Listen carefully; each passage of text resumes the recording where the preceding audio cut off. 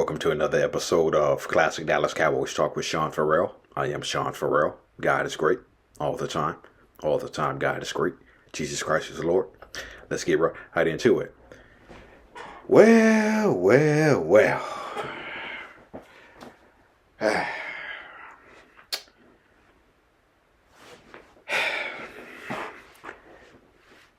I guess I was wrong, and I was wrong, okay?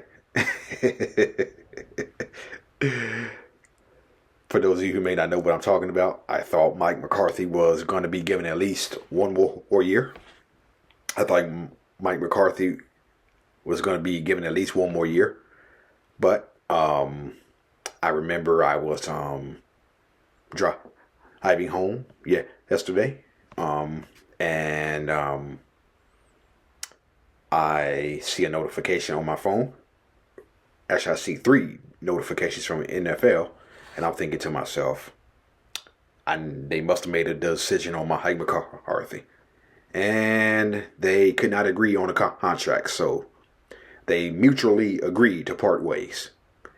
Mike McCarthy and the Dallas Cowboys did. Kind of ironic. They were saying the same thing about Jimmy Johnson and Jerry Jones when they mutually agreed to part ways. At least that has a narrative out there, right? Okay.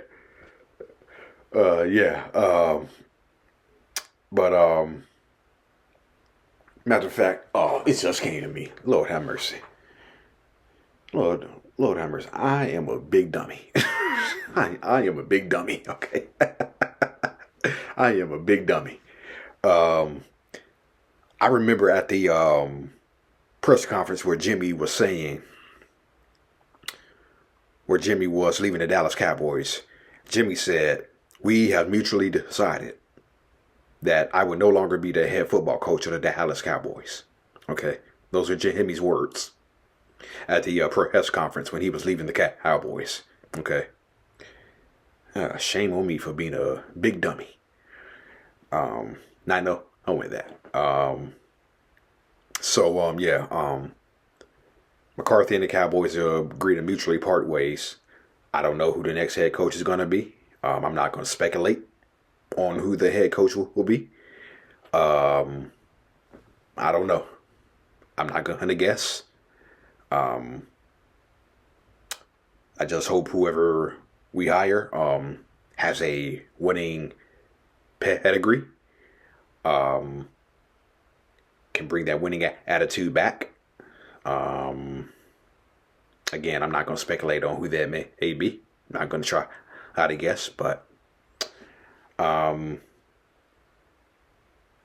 would say there is some anxious anxiety. No, anxious anxiety.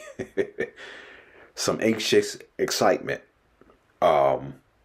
Whenever a team lets go of a head coach and who the next head coach will be. So I would say, for me at least, there's some anxious excitement over who the next head coach will be of America's team. Again, I'm not going to speculate on that, but it could be anybody. So we're just going to have to wait and see. Now, so Troy Aikman is a Hall of Famer. We all know that. But what many people don't know is he actually appeared in a music video. He actually sang a song called Oklahoma Nights, okay?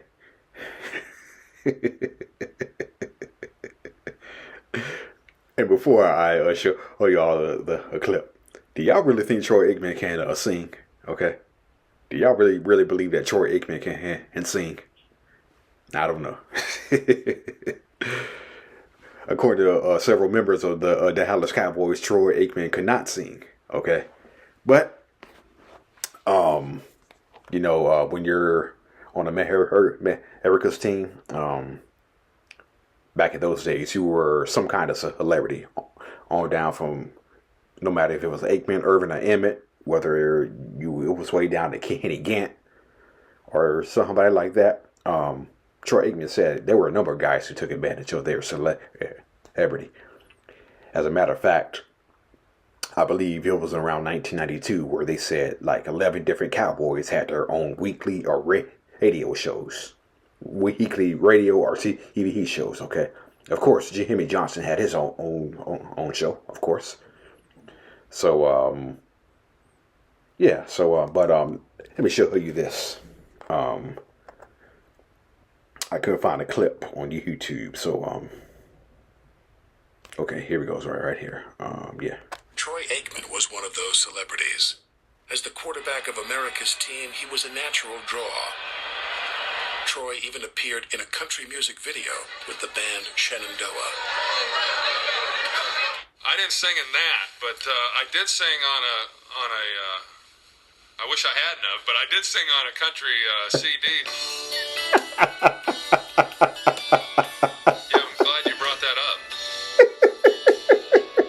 Driving down 66. This old pickup truck can be your memory. We all knew that Troy couldn't sing. But anytime you can throw that ball the way that you throw it and win the games the way you do, all of a sudden your voice sounds a whole lot better. You still think of Oklahoma nights.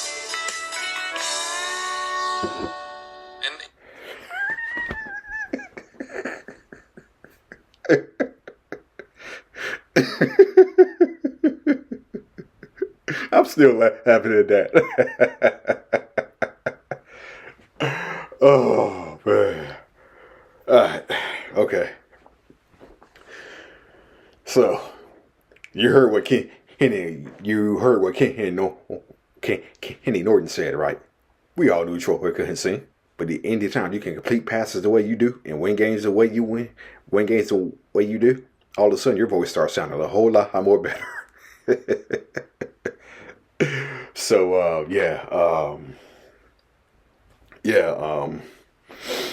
so, Troy couldn't sing. Ooh. There goes my it's burning again. Ugh. My eye's burning again. Alright, I have one more thing to show y'all. One more thing.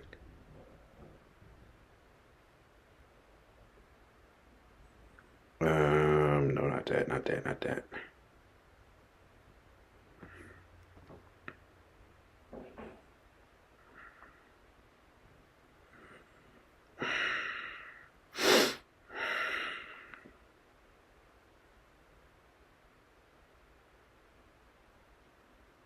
Give me 1 second. Okay. Give me 1 second. 1 second.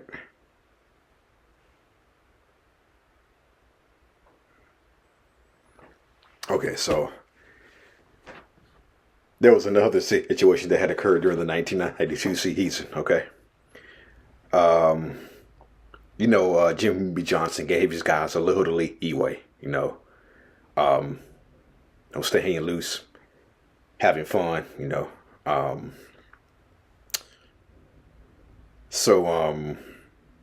But one of the things that Johnson did not tolerate was at least one of the many things Johnson didn't tolerate was missing the team plane. Okay.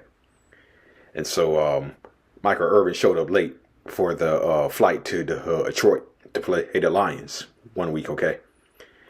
And, Jimmy and Michael Irvin, just as the plane was getting set here to take off, Michael Irvin just arrived at the airport, and Jimmy said, "Shut the door, we're leaving." So then Michael Irvin recalls that Michael said he was hot. You can always tell when he's hot. His upper lip was moving like, as if to say, "Michael, you're one of my star players. I'm disappointed in you. And you're not starting." That's how Michael Irvin said it. Don't say, "Hey, I word for it." Here's Michael Irvin. Okay. And, the great thing about it was Jimmy, he was fine with all that. Jimmy wanted guys loose. He wanted them confident. He wanted them out having fun. And, Lord knows he was. So I think that was key.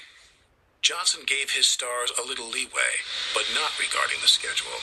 Michael Irvin learned this lesson when he arrived late for a team flight to Detroit in Week 10. The plane trip. Yeah, I missed the plane.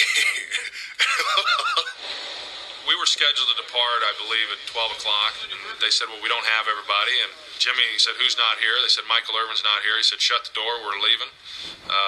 They said, well, he just pulled up in the parking lot. He's on his way to the plane now. He said, I said, shut the door, we're taking off. And that was that. We had just left Michael out on the tarmac. You know, we knew that Michael was going to get there, but Jimmy was extremely upset. He was hot. You can always tell when he's hot. He can't stop moving his lip like, Michael, you're one of my star players. I'm disappointed in you. And you're not starting. Michael's punishment was sitting out the first series, which was 3 plays and a punt, and then he was right back out on the field. Because one thing about Jimmy, he knew when a player could help us win, and he was going to get him out on the field, and then we were going to deal with the punishment later in the week. Irvin played and helped the Cowboys improve to 8-1. Deep ball. Oh, man, is this man wide open. Irvin caught it at the 15, to the 5. Stretches over the goal line. Touchdown, Michael Irvin. Jimmy Johnson would have to work twice as hard to keep his young team focused in the second half of the season. Okay.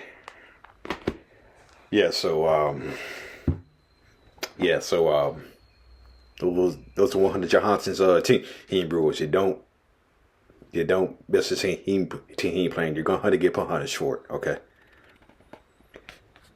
By the way, speaking of team he ain't playing, I talked about this in one of my earlier videos. Kirby Richards, fumble and fumble. You know how veterans like to prank rookies, right? Okay. Kirby Richards was told that the plane would be taken off from, I think, Dallas Love Airport, not Dallas Fort Worth Airport, if I'm not mistaken. So Kirby Richards went to the wrong airport and he ended up missing the team plane. Go figure. All right, y'all. That's it. That's all for Classic Dallas Cowboys Talk. I'm Sean Farrell. May God bless y'all with me. Any blessings. Peace out, y'all.